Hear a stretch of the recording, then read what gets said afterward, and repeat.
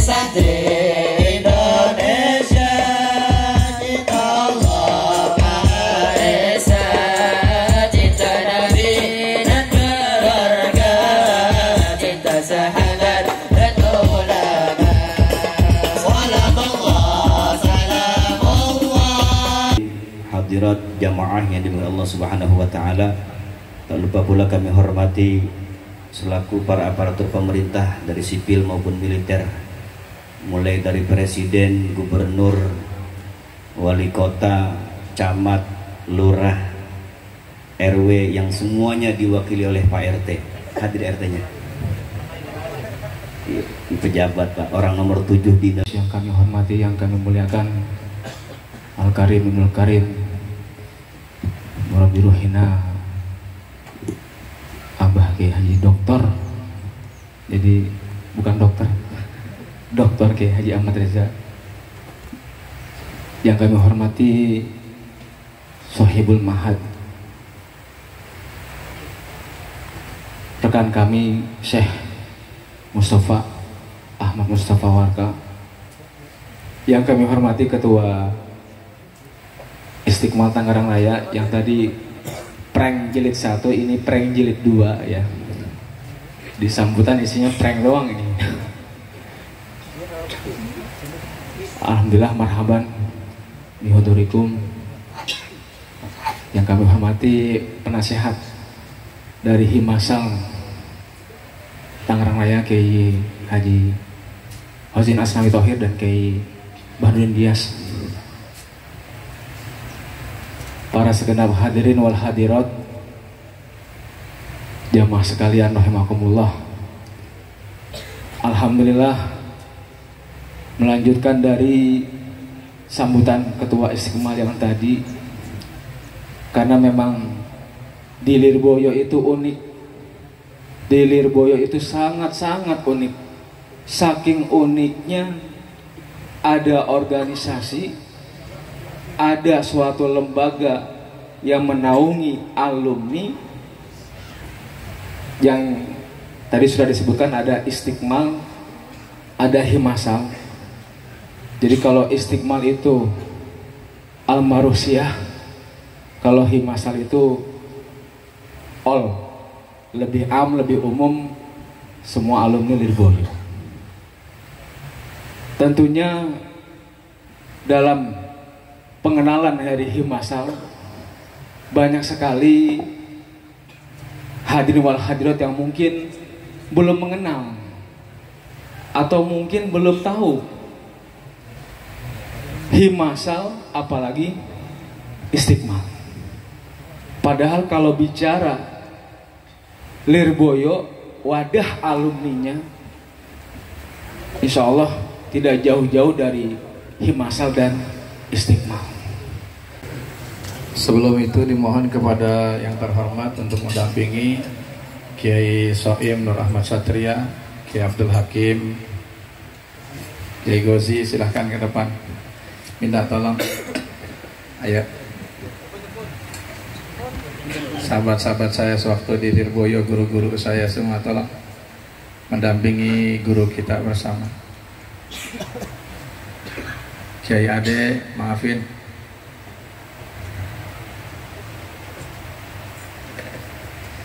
Punten. Kiai Zunun, Kiai Nur Yadin, Istiqmal, monggo.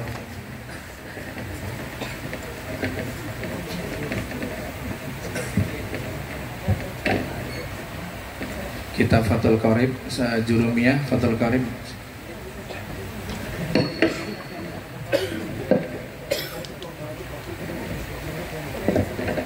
Kiai Muhaimin minta tolong, Kiai Junun.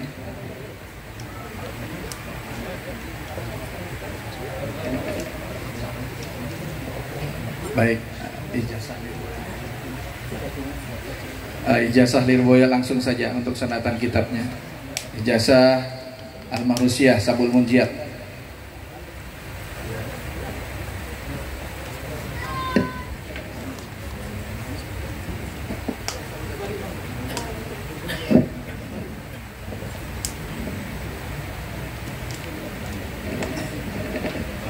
Kiai Dayat, maaf, masya Allah ya.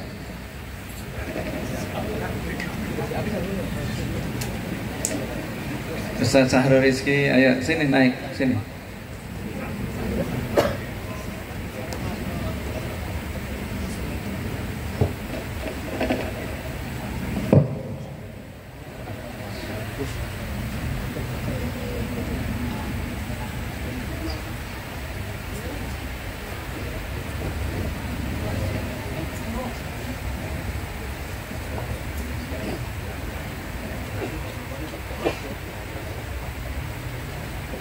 Kiai Khazin, punten guru, punten.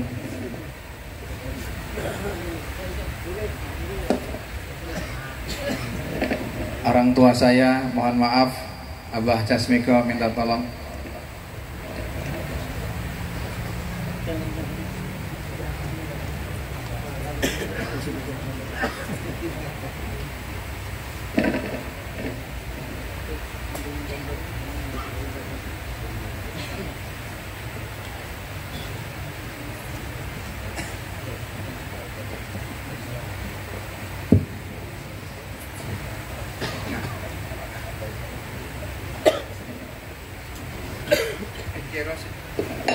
Ya Rasid, untuk ya Rasid tolong sini.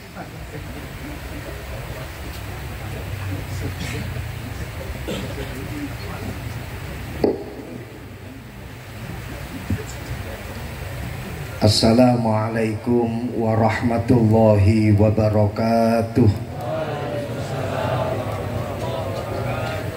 Bismillahi masya Allah. La yasuqul khaira illallah masya Allah. Bismillahi masya Allah. La yasrifus su'a illallah masya Allah. Bismillahi masya Allah. Ma kana min ni'matin faminallahi masya Allah. Bismillahi masya Allah. La hawla wa la quwwata illa billahi masya Allah. Saya awali sengaja dengan Bismillahi masya Allah, karena majelis kita siang hari ini betul-betul luar biasa, masya Allah. Insya Allah keberkahan rahmat dari Allah senantiasa mengalir kepada kita semuanya. Alhamdulillahirabbil alamin. Wabihi nasta'inu ala umurid dunya waddin. Wa nusalli wa nusallim ala sayyidina wa maulana Muhammad sayyidil awwalina wal akhirin, wa ala alihi wa sahbihi wat tabi'in wa man tabi'ahum bi ihsanin ila yaumiddin. Allahumma syrah li sadri wa yassir li amri wahlul 'uqdatam min lisani yafqahu qawli, amma ba'du. Hadratal muhtaramin ulama'an al-a'izza, habaibanal fudala, masyayikhanal kurama, para kiai, para alim ulama, para habaib, para sesepuh, para bini sepuh Al-Mukarram yang kita muliakan, beliau Bapak Kiai Khazin, Bapak Kiai Emen, Kiai Nur Ahmad Shaim Satria, dan Kiai Muhammadun Nun selaku Ketua Himasal Tangerang Selatan. Yang kita muliakan beliau Kiai Nur Yatin, Ketua Ikatan Silaturahmi Keluarga Al-Mahrusiyah Lirboyo, segenap para alumni Pondok Pesantren Lirboyo dan para kiai. Mohon maaf tidak bisa saya sebutkan namanya satu persatu. Wabil khusus kepada Akhinal Karim, beliau Bapak Kiai Mustafa Warka, Khadimu Hadzal Ma'had Pondok Pesantren Kolong Langit, Pondok Pesantren Al-Mahrusiyah Falahul Munjiah. Semoga beliau diberikan umur panjang, sehat walafiat. Yang kita muliakan para kiai, para tokoh masyarakat. Beliau ada yang namanya mirip sama saya, Bapak Kiai Reza. Terima kasih hadirnya. Yang kita muliakan Abu Warka, Bapak Jasmiko, hadir di tengah-tengah kita. Ketua Jawara kita Bapak Haji Syarif Jaroh, yang subhanallah saya baru kenalan sama beliau, tapi rasanya sudah sangat dekat dengan beliau. Umur 70 tahun, tapi semangatnya melebihi para generasi Z saat ini. Tetap semangat, kita doakan semoga beliau diberikan umur panjang, sehat walafiat. Dan segenap para anggota Jawara Silaturahmi, para wali santri, para hadirin hadirat yang dimuliakan Allah Subhanahu wa ta'ala. Pada kesempatan kali ini saya sebenarnya diminta untuk memberikan sanad beberapa kitab nahwu shorof dan juga beberapa kitab fikih, serta memberikan ijazah aurat istighosah yang biasanya dibaca oleh para santri-santri Pondok Pesantren Al-Mahrusiyah Lirboyo Kediri. Seperti yang kita saksikan bersama, sebelum acara ini dimulai, kita menyaksikan tampilan dari para santri yang luar biasa. Membaca kitab kuning sekaligus tahu hukum nahwu sorofnya, dan sekaligus tahu dasar hukumnya dari alfiyahnya, dari imritinya. Luar biasa. Saya ingin tepuk tangan, aplaus dari panjenengan untuk santri-santri kita. Penting rasanya dalam satu pondok pesantren harus dikaji kitab kuning. Kitab kuning itu adalah satu istilah. Bukan berarti kitab kuning, kitabnya, kertasnya harus berwarna kuning. Karena yang kita pegang saat ini itu kitab-kitab yang tetap dinamakan kitab kuning, walaupun toh warna kertasnya putih. Ini hanya sebuah istilah. Kitab kuning adalah kitab-kitab yang berbicara tentang agama Islam, yang ditulis para ulama-ulama salaf, ulama-ulama kita zaman terdahulu. Penting rasanya dalam satu pondok pesantren harus ada kajian kitab kuning. Kenapa harus ada kajian kitab kuning? Yang paling penting adalah agar pesantren tersebut mendapatkan keberkahan daripada kitab tersebut, mendapatkan keberkahan dari para penulis kitab-kitab kuning tersebut.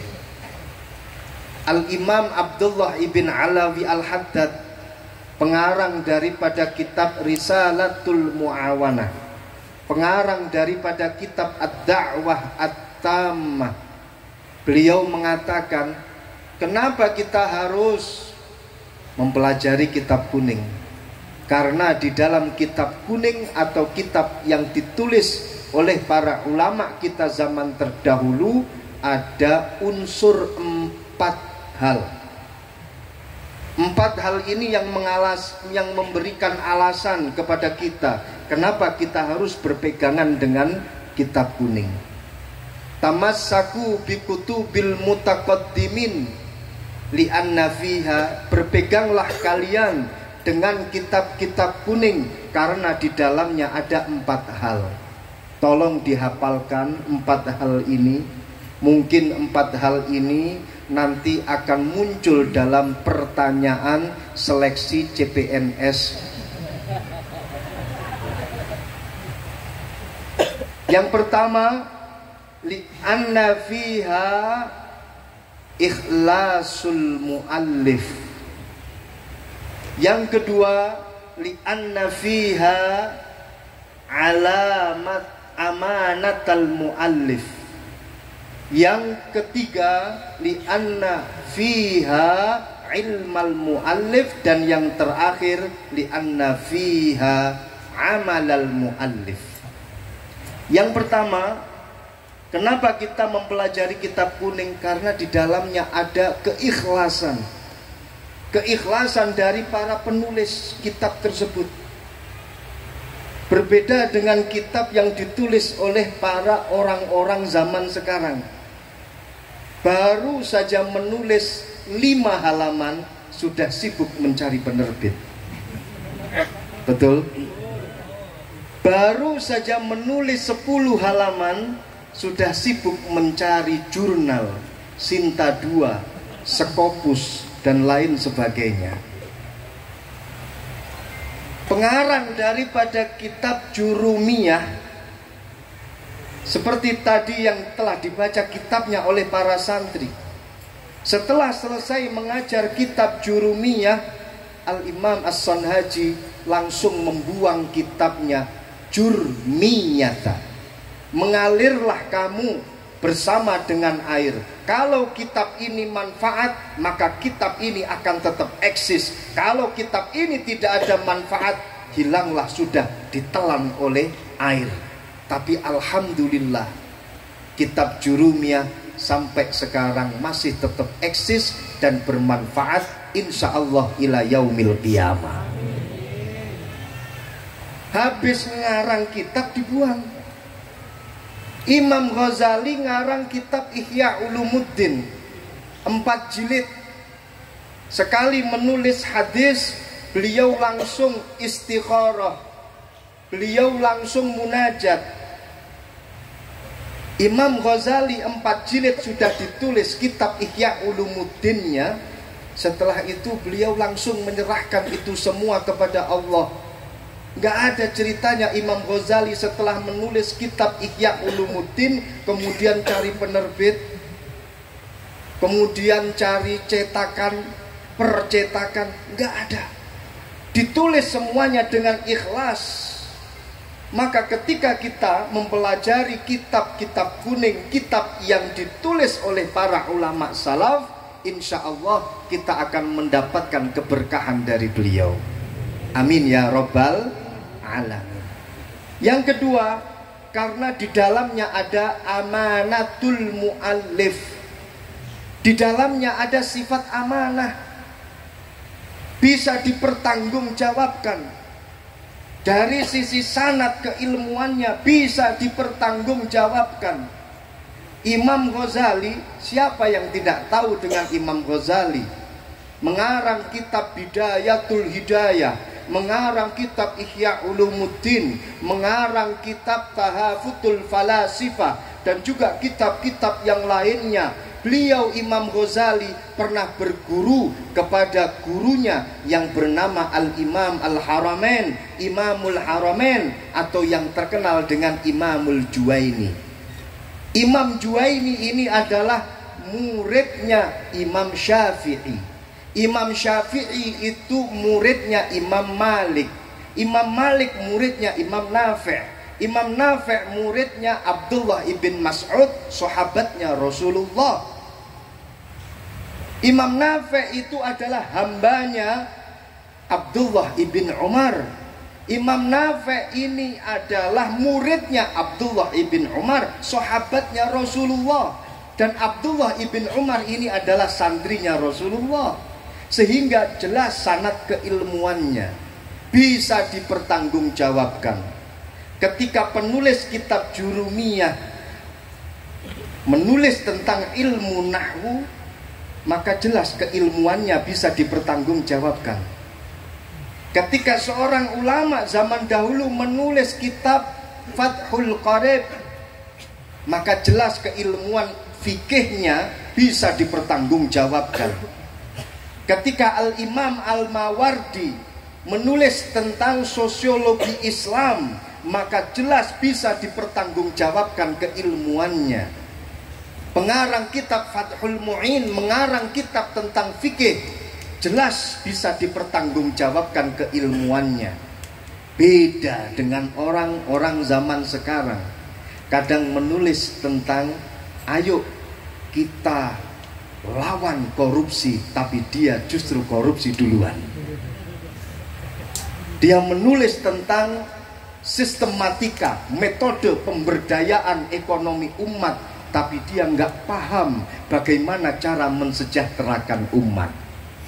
Ulama kita zaman dahulu, kitab yang ditulis sesuai dengan fan keilmuannya. Understand? Good.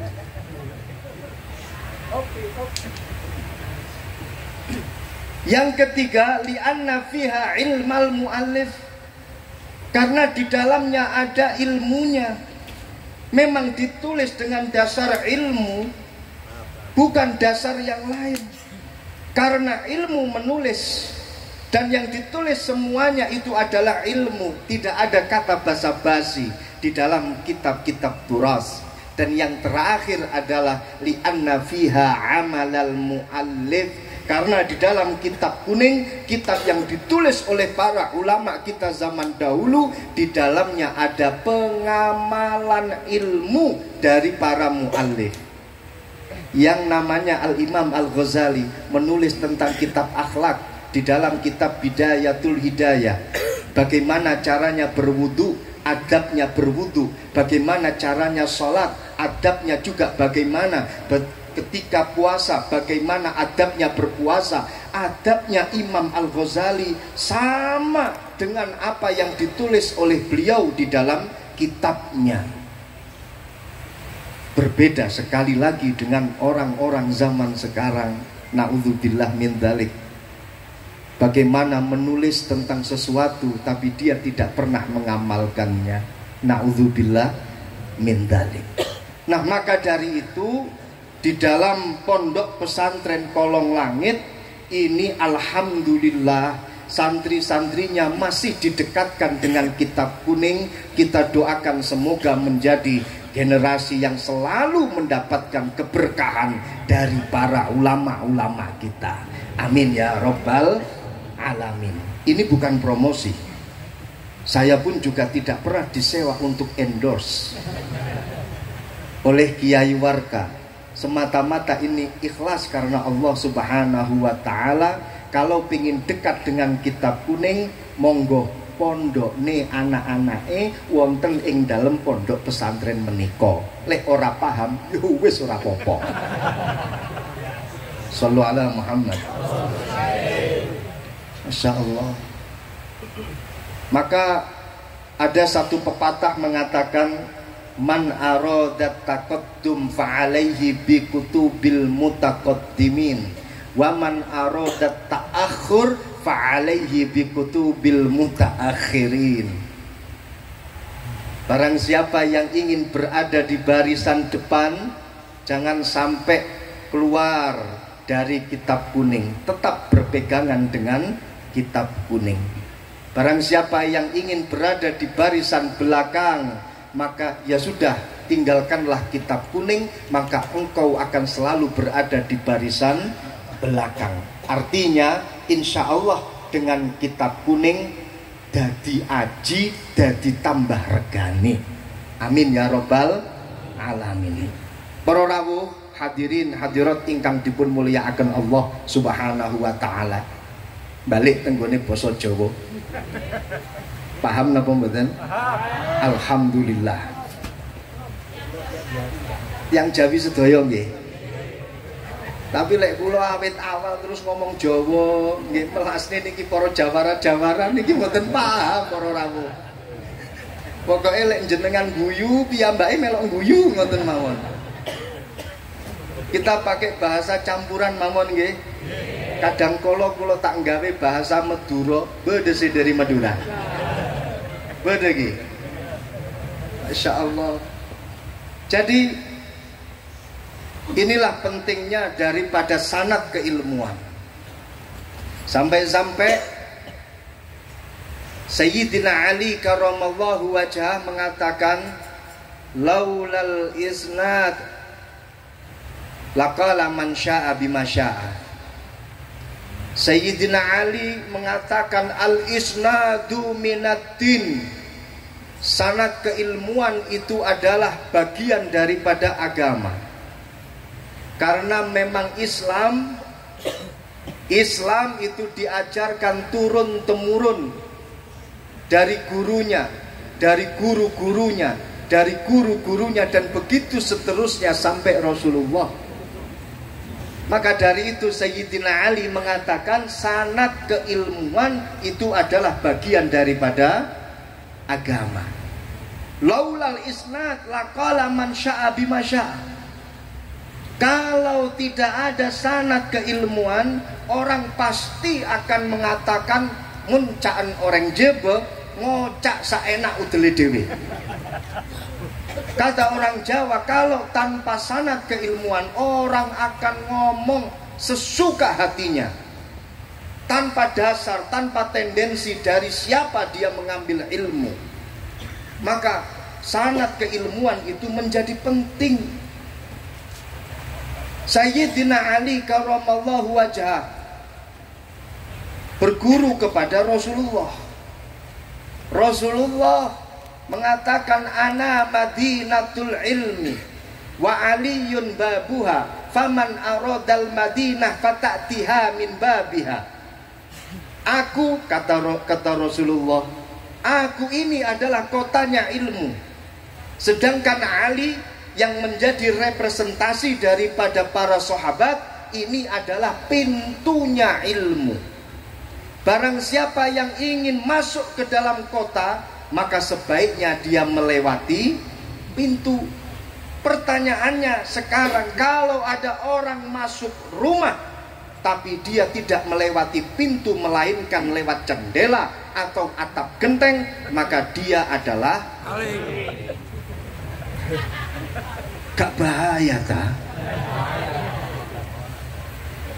Bahaya. Apalagi ilmu agama. Dia ambil dari mana itu ilmu? Harus ada sanad keilmuan. Fahimtum? Kalau tidak ada jalur keilmuannya, maka dari mana dia bisa mendapatkan kebenaran? Makanya menurut para ulama sufi, man ta'allama ilman biduni syaikhin fa syaikhuhu syaitan. Barang siapa yang mempelajari satu ilmu tanpa didampingi oleh seorang guru, maka gurunya adalah syaitan. Na'udzubillah min dzalik. Nah, ini alhamdulillah yang ada di depan saya, insya Allah semua jelas orang-orangnya.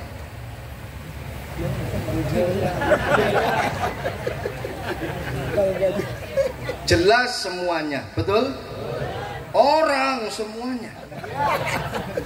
Tidak ada dari bangsa jin satupun dari mereka. Yang insya Allah ilmunya pun juga jelas, gurunya pun juga jelas. Sampai kelak nanti insya Allah tempatnya pun juga jelas. Amin ya rabbal alamin. Jadi berbeda para rawuh ketika dia memiliki satu sanad keilmuan yang tidak jelas. Kelak nanti di akhirat, na'udzubillah min dzalik, dan saya berani taruhan, orang yang tidak jelas sanad keilmuannya, dari siapa dia belajar, saya berani taruhan kelak nanti di akhirat dia pasti masuk surganya terlambat. Kata orang Jawa, kencerit.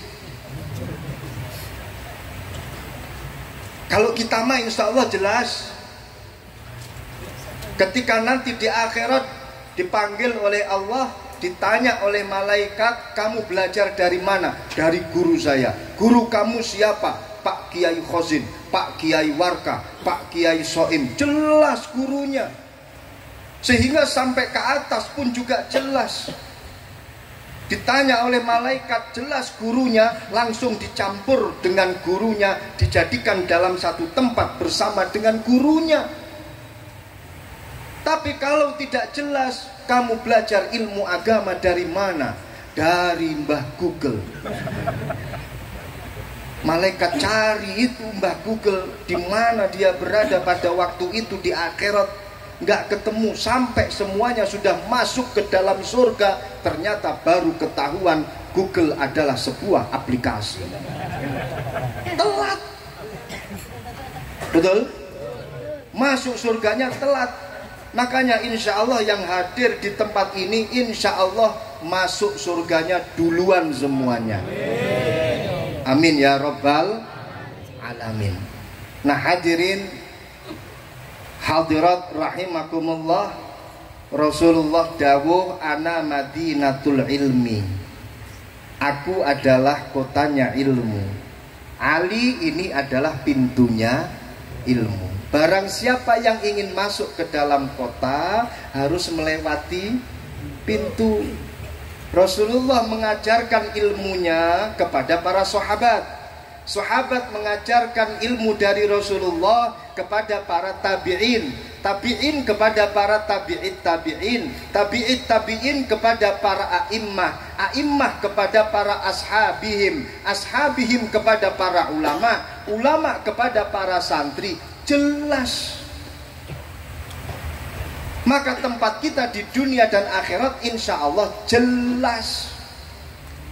Amin ya Rabbal Alamin. Nah maka dari itu sanad itu adalah bagian daripada agama.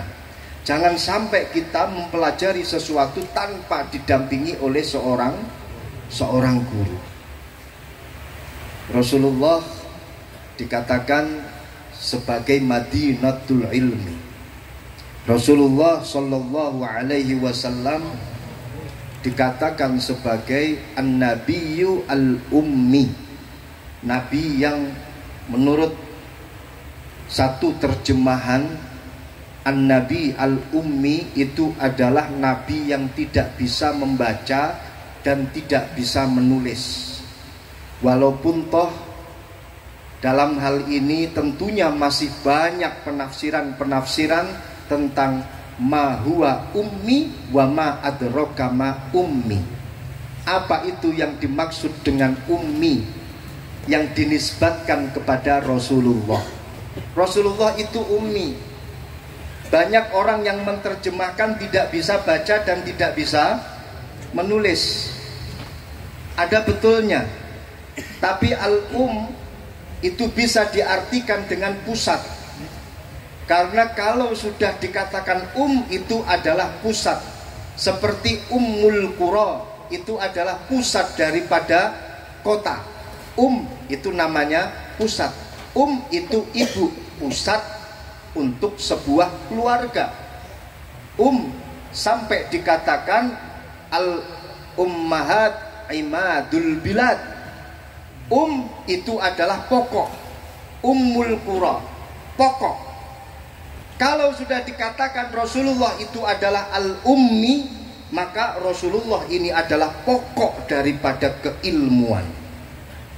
Ada yang mengatakan, kok nggak bisa baca, kok nggak bisa menulis? Rasulullah nggak butuh baca, Rasulullah nggak butuh nulis, karena Rasulullah itu adalah pokok daripada keilmuan. Yang semestinya membaca, yang semestinya harus bisa menulis itu adalah kita. Kalau Rasulullah ini adalah pusat daripada keilmuan. Makanya di dalam Al-Quran dijelaskan, wahai Muhammad, engkau adalah seorang nabi, yang artinya wahai Muhammad, engkau adalah seorang nabi, engkau yang tidak membaca kitab-kitab yang terdahulu, engkau pun juga tidak menulis kitab-kitab yang terdahulu. Kenapa dikatakan seperti itu? Karena Rasulullah itu adalah pokok, pusat daripada keilmuan. Kalau kita Sebagai umatnya Rasulullah, ingin mendapatkan ilmunya Rasulullah, itu harus bisa menulis, harus bisa membaca. Lek gak iso maca, gak iso nulis, goblok. Tidak semua perkara yang seakan-akan negatif itu selamanya negatif. Al-ummi tidak bisa membaca, tidak bisa menulis, tapi tidak selamanya al-ummi itu bernuansa negatif. Ketika dinisbatkan kepada Rasulullah, akhirnya menjadi positif. Malah justru menjadi pertanyaan besar ketika Rasulullah bisa membaca, ketika Rasulullah bisa menulis. Jangan-jangan Al-Quran ini jiplakan, copy paste kitab-kitab sebelum kitab Al-Quran. Masya Allah. Para rawuh, mari kita bersama-sama tetap berpegangan dengan kitab kuning. Alhamdulillah, pondok pesantren kita tercinta ini tetap mengedepankan kitab kuning, tetap mengedepankan sanad keilmuan. Insya Allah para santrinya akan selalu mendapatkan keberkahan dari para ulama-ulama kita. Amin ya Rabbal Alamin. Yang berikutnya, saya minta dengan sangat, mari pesantren kita ini monggo bareng-bareng diurip-uripi, monggo bareng-bareng untuk kita syiarkan, bersama-sama kita jaga. Pondok pesantren para rawuh, ada yang mengatakan ini sebenarnya adalah jimat untuk masyarakat yang ada di sekitarnya. Jimat. Kenapa bisa dikatakan jimat? Di pesantren mereka para santri mempelajari ilmu agama. Di pesantren mereka para santri mempelajari Al-Quran, mempelajari hadis. Kegiatan sehari-harinya jamaah, berzikir, bermunajat, istighosah, hal-hal positif yang lainnya. Wa makana rabbuka liyuhlikal qura bidzulmin wa ahluha muslihun. Dawuhnya Allah Subhanahu wa taala, Allah tidak akan pernah memberikan satu bentuk musibah berupa kezaliman kepada masyarakat dalam satu desa selama masyarakatnya beramal saleh. Ketika sebagian dari masyarakatnya ada yang beramal saleh, insya Allah manfaatnya bisa dirasakan untuk masyarakat yang ada di sekitarnya. Dan ini benar. Ada satu kisah, seorang pemuda berangkat ke masjid. Di tengah-tengah perjalanan, syaitan tahu ini anak mau ibadah ke masjid. Akhirnya digoda oleh syaitan, disiram dengan air najis, pakaiannya terkena najis. Apakah terus kemudian dia nggak jadi berangkat ke masjid? Dia memang pulang, tapi dia ganti pakaian, berangkat lagi ke masjid. Yang kedua kalinya, syaitan tahu, goda lagi, siram dengan air najis. Tapi orang tersebut pulang, ganti pakaian, berangkat lagi ke masjid.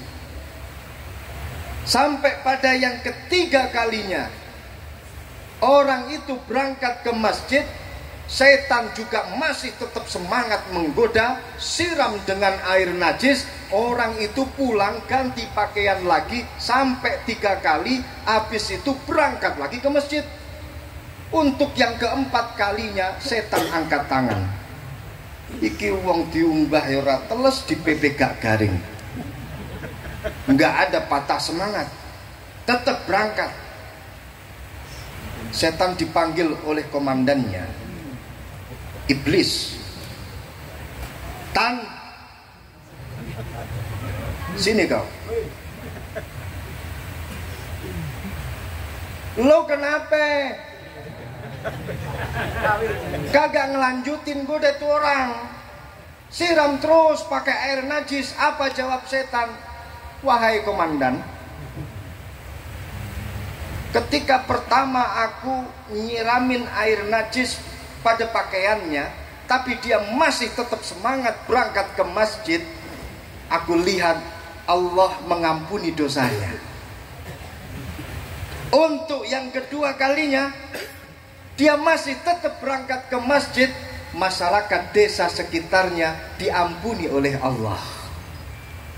Untuk yang ketiga kalinya, dia tetap berangkat ke masjid, satu kota diampuni oleh Allah. Cuman gegarani orang, Allah ngampuni dirinya, Allah ngampuni masyarakat desanya, kampungnya, sampai Allah mengampuni masyarakat kotanya. Ini kalau gue terusin, please, ini bisa-bisa satu negara diampuni oleh Allah. Maka dari itu saya berhenti pada hitungan keempat. Enggak saya lanjutkan. Di sini subhanallah, santri-santri tetap semangat untuk mengaji. Santri-santri tetap semangat untuk beramal saleh. Saya sampaikan kepada para santri, ketika kalian tetap berada di pondok, tetap beramal soleh, ngaji, istighosah, mujahadah di pesantren ini, apapun cobaannya, apapun kendalanya, tapi selama engkau masih tetap semangat, yakinlah manfaatnya dirasakan oleh masyarakat yang ada di sekitarnya. Jimat yang manfaatnya untuk masyarakat sekitar. Makanya Al-Imam Abdullah ibn Abbas memberikan satu penjelasan dalam satu ayat, walau la tafa'ullahin nasa ba'dahum bi ba'din la fasadatil ardh. Di situ Al-Imam Abdullah ibn Abbas mengatakan, innallaha la yadfa'u bil mu'min as-salih an mi'ati jiranihi al-bala'a. Artinya apa? Allah subhanahu wa ta'ala mencegah datangnya satu bala untuk 100 orang yang ada di sekeliling satu orang yang saleh. Ada satu orang saleh di tengah-tengah masyarakat, istiqomah dengan kesolehannya, maka Allah akan menolak musibah, Allah akan menolak bala untuk 100 orang yang ada di sekitarnya. Nah sekarang ini di pondok pesantren Kolong Langit Al-Mahrusiyah Falahul Munjiah, santrinya udah nggak kehitung dengan jari-jari kita. Jari kita, kaki dan tangan ada 20. Santrinya lebih dari 20, ratusan, yang insya Allah sebentar lagi ribuan. Maka dari itu pengen selamat, yuk diurip-uripi pesantren ini. Setuju? Pengen selamat, dijauhkan oleh Allah dari bala, yuk diurip-uripi majelis taklimi. Sepakat? Pengen selamat dari musibah berupa kezaliman, ayo podo sregep mondok nih mulang ngaji anak-anak. Halo, siap? Alhamdulillah, insya Allah kita semuanya akan selalu dihindarkan oleh Allah dari berbagai macam bentuk bala, berbagai macam bentuk musibah. Loh ini penting. Mereka ini, para santri yang ada di pondok pesantren, saya katakan tadi, sanad keilmuannya jelas, ilmu yang dia pelajari jelas, gurunya pun juga jelas, nasib di dunianya insya Allah jelas, sampai di akhiratnya pun juga jelas. Ini sudah menjadi garansi dari para ulama, sudah jadi garansi. Mohon maaf, Simbah Kiai Jazuli, pendiri pondok pesantren Ploso, Beliau pernah dawuh, santri ngaji sregep mulang masyarakat dengan ilmu yang dia dapatkan dari pondok pesantrennya. Lah kok ora iso makan, balik ke pondok suweken cangkemku, sobek mulutku. Karena itu nggak mungkin Simbah Kiai Mahrus Ali dari pondok pesantren Lirboyo juga memberikan satu garansi yang luar biasa. Santri sregep ngaji di pondok pesantren, belajar ilmu agama, pulang ngajar ngaji. Lah kok nggak bisa makan, balik ke pondok, nih iris kupingku. Karena itu nggak mungkin. Sudah jadi garansi. Yang menggaransi para ulama, bahkan Allah Subhanahu wa ta'ala. Saya juga berani menggaransi. Santri sregep ngaji di pondok, pulang ngajar, kok enggak punya istri, balik lagi ke pondok, mondok lagi. Mungkin kurang lama mondoknya. Saya nggak berani mau bilang sobek mulut saya atau iris kuping saya nggak berani karena bukan makom saya, karena bukan pangkat saya.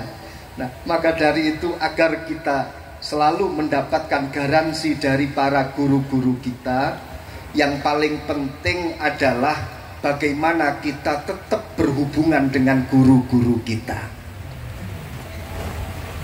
Halo? Halo? Masih hidup? Alhamdulillah. Pengen tetap hidup, pengen tetap bersinar seperti lampu menerangi sekitar karena ada aliran listrik. Al-Habib Abdullah Baharun, guru saya, ini adzan radius berapa kilometer? Jauh atau samping kita? Samping kita. Dilanjut. Oh, ini masih jauh. Oh, adzan dekat di sini. Saya lanjutkan. Ini dari tetangga sebelah jauh. Ya Allah. Beliau mengatakan, alaqatul muridi wasyaikhi kal alaqah al-kahrubaiyah. Hubungan antara murid dan guru itu seperti hubungan listrik. Lampu bisa menyala karena ada setruman listrik. Tanpa adanya listrik, lampu tidak akan bisa menyala. Murid bisa memberikan pencerahan, enlightenment kepada masyarakatnya, murid-muridnya, dengan catatan dia masih tetap tersambung dengan guru-gurunya. Ini pada kesempatan kali ini santri-santri Lirboyo menunjukkan bahwasannya beliau-beliau masih tetap tersambung dengan para masyayikh Lirboyo. Kita doakan semoga beliau-beliau, para alumni, para ustadz, para ustadzah, para kiai yang tersambung dengan pondok pesantren Lirboyo tetap istiqomah tersambung dengan pondok pesantren Lirboyo ila yaumil qiyamah. Amin ya robbal alamin. Nah, yang terakhir ingin saya sampaikan, nah, akan saya sampaikan setelah azan yang kita dengar bersama-sama. La ilaha illallah Muhammad Rasulullah. Allahumma rabba hadhihi da'wati tammah wassalatil qa'imah ati sayyidina Muhammadan al-wasilata wal fadilah wa ba'dahu maqaman mahmudan allati wa'adta innaka la tukhliful mi'ad. Yang terakhir yang ingin saya sampaikan adalah monggo kita jaga persatuan setelah beda pendapat, pendapatan ataupun beda suara. Monggo perbedaan pendapat atau bahkan perbedaan pendapatan Ini yang senyumnya agak gimana gitu, kelihatannya dapat dikit atau mungkin dapat banyak, atau mungkin karena perbedaan suara tetap kita lebih mengedepankan yang namanya persatuan dan kesatuan. Al-ukhuwah sababul quwwah. Persatuan kita adalah sebab daripada kekuatan kita. Mari kita lebih mengedepankan persatuan walaupun toh beda pendapat. Dalam hal kajian keilmuan yang namanya beda pendapat wajar. Yang namanya beda pandangan itu pun juga wajar. Yang paling penting adalah bagaimana kita bisa mentoleransi, bisa memahami perbedaan pendapat daripada saudara-saudara kita. Ini penting saya sampaikan. Kenapa? Karena banyak sekali orang yang gara-gara senggolan pendapat, senggolan suara, beda pendapat, terus akhirnya gelut perang antara satu dan yang lainnya. Ingat, itu semua proses untuk kita nasbul imamah. Itu semuanya proses untuk memilih pimpinan kita itu siapa. Semuanya proses, tapi yang paling penting adalah bagaimana kita lebih mengedepankan persatuan dan kesatuan kita. Terkait juga masalah keilmuan yang kita miliki, kita tahu bahwasannya para ulama pasti mereka ada berbeda pendapat antara satu dan yang lainnya. Pasti Kiai Fulan bilang seperti ini, Kiai Fulan bilang seperti itu. Mari kita sikapi perbedaan tersebut dengan bijak, perbedaan tersebut dengan bagus. Ada lagi yang azan. Katanya Sohibul Bait, ini yang paling dekat, berarti kita diam lagi.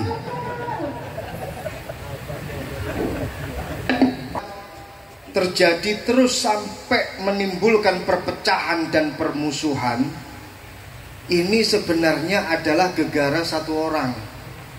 Orang yang gak paham, terus kemudian dia berkomentar.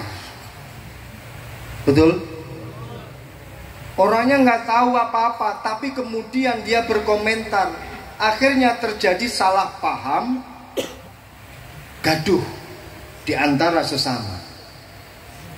Maka dari itu kata Al-Imam Al-Ghazali, lau sakatal jahil, kalau semisal orang yang bodoh itu diem, nggak usah kebanyakan komentar, laqallal khilafu bainan nas, maka pasti akan terminimalisir perbedaan, percekcokan di antara manusia. Ini yang jadi masalah. Orang yang nggak paham tapi kemudian berkomentar. Maka dari itu, tolong kalau kita ingin mengomentari sesuatu, wala taqfu ma laysa laka bi'ilm. Jangan sekali-kali berkomentar tanpa dasar ilmu. Berkomentarlah kalian ketika kalian punya dasar ilmu. Insya Allah dengan demikian pasti yang namanya kasih sayang di antara kita pasti akan terjalin. Alhamdulillah, ini sudah waktunya sholat zuhur.